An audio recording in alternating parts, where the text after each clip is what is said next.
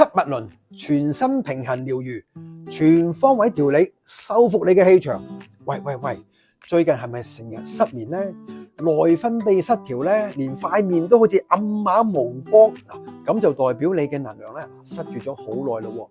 今日 Peter Sir 咧教大家整一場水晶全身 SPA， 幫你由頭到腳洗走啲負能量。先準備7粒水晶啦，海底輪就用呢個紅碧玉，臍輪就用紅玉水，太陽輪用呢個黃水晶啦，心輪就用粉晶啦，喉嚨海藍寶，眉心輪紫水晶，頂輪就用白水晶啦。跟住我呢5個步驟一齊跟住做。1，當然係先一定要淨化水晶先。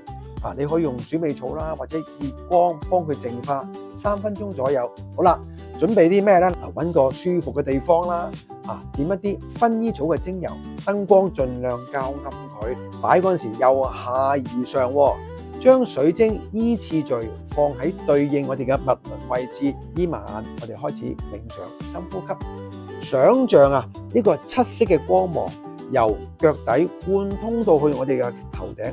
keep 住放鬆大約20分鐘左右。完成咗之後，由上而下擺翻好啲水晶，將水晶放埋一邊，飲杯暖水，再用我哋嘅手指咧輕輕咁樣敲下我哋嘅全身，寓意放鬆。個人覺得輕鬆晒，點解？因為你嘅氣場翻晒嚟。如果覺得呢個方法啱你嘅咧，馬上試下。唔明嘅可以 WhatsApp 俾我 Peter Sir，我就同你傾傾。水晶睇我 Peter Sir，唔會睇到烏水水。